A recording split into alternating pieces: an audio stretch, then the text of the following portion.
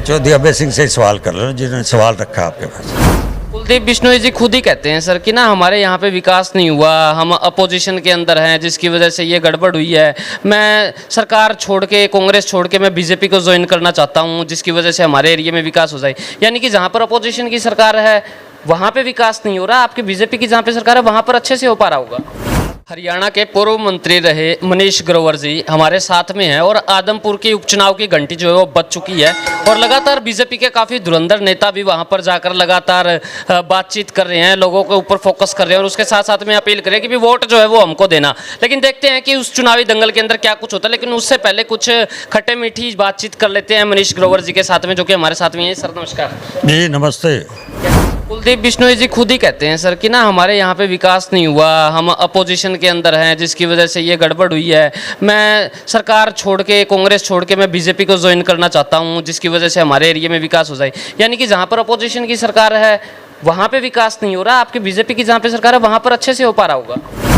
90 की 90 विधानसभा में भारतीय जनता पार्टी हरियाणा के मुख्यमंत्री जी सबको बराबर देखते हैं, सबका विकास बराबर करता है। वो अभय चौटाला जी ना एक आरोप लगा रहे थे ग्रोवर साहब कि 200 करोड़ रुपए का कुछ केस चल रहा है, शायद बीजेपी के डर से इस वजह से उन्होंने पार्टी बदली है। अब एक चीज़ तो क्लियर कर दी कि उन्होंने विकास को लेकर पार्टी नहीं बदली। दूसरा जो है वो दाव यही आया सामने कि शायद 200 करोड़ का कोई केस था उसकी वजह से। आप तो इंटरनली आपको ज़्यादा पता होगा, कुछ जनता के रूबरू समझ कुछ बता दीजिए। ये चौधरी अभय सिंह से ही सवाल कर लो जिन्होंने सवाल रखा आपके पास। मेरे पास ऐसा कोई सवाल उनके पास आया नहीं कि 200 करोड़ का क्या मामला है। कांग्रेस जो है ना वो कहती है कि अगर इनेलो को वोट दोगे तो भी इनेलो इनडायरेक्टली बीजेपी को कांटेक्ट करेगी, उनको डायरेक्ट वोट जाएगा। और इनेलो कहती है कि अगर आप पार्टी को आप वोट दोगे तो भी बीजेपी को जाएगा और अगर आप कांग्रेस को दोगे तो भी बीजेपी को जाएगा। ये क्या चल रहा है? यानी कि कौन सी पार्टी ऐसी है जो आपको इंटरनली सपोर्ट कर रही है एक्सटर्नली रहकर? कांग्रेस, आप ही खुद कह रहे हो, कांग्रेस के नेता ये बोल रहे हैं, इसका मतलब लगा लो कांग्रेस दूसरे तीसरे की लड़ाई लड़ रही है। साथ में कौन है?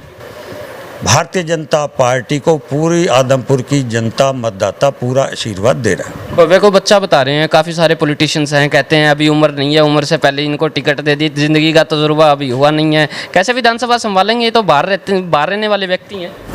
भव्य बिश्नोई सुंदर है, स्मार्ट है, पढ़े लिखे हैं, इंटेलिजेंट है, राजनीतिक परिवार से है, इसलिए आदमपुर की हर गली को जानते हैं।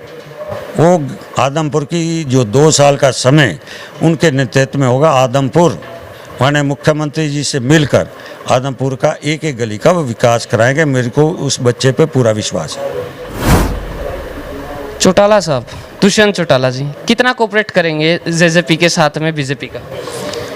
भारतीय जनता पार्टी, जनता जे पार्टी दोनों मिलकर आदमपुर की विधानसभा अच्छे मार्जिन से जीत कर आएगी। आपका रिजल्ट जब आएगा दोनों पार्टी यहाँ पर मिलकर आदमपुर को चुनाव को जीते।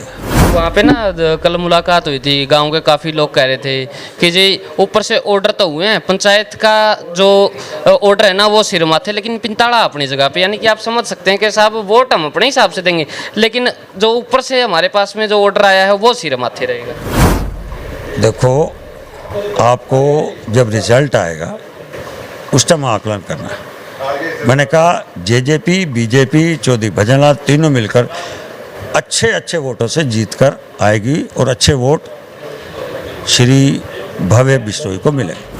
उम्मीद तो सर बड़ौदा उपचुनाव के अंदर भी की जा रही थी, एलनाबाद के अंदर भी यही की जा रही थी, लेकिन काफ़ी फासला रह गया था। कोई फासला नहीं रहा। 60,000 वोट लिए, 60,000 एलनाबाद के। कांग्रेस की जमानत मुश्किल से बची है।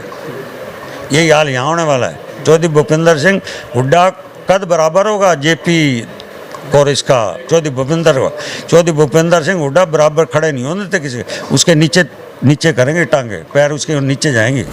अगर भव्या जी चुनाव जीत जाते हैं तो क्या उनको कोई मंत्री पद भी दिया जा सकता है, कोई डिपार्टमेंट दिया जा सकता है?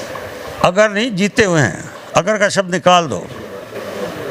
भारतीय जनता पार्टी एक बड़ा दल है, संगठन तय करता है किसको क्या जिम्मेवारी देनी, वो मेरा अधिकार नहीं है। कोई मैसेज देना चाहते हैं तो देश आदमपुर की जनता से निवेदन है, 2 साल का जो समय बचा है जैसे विकास 3 साल पहले हो उससे बढ़िया विकास भव्य बिश्नोई जी माननीय मुख्यमंत्री जी को रखेंगे आदमपुर की जनता की भावना को देखते हुए। इसलिए मेरी निवेदन है आपके चैनल के माध्यम से 2 साल का समय आदमपुर के विकास के लिए श्री भव्य बिश्नोई जी को वोट देकर जिताएं।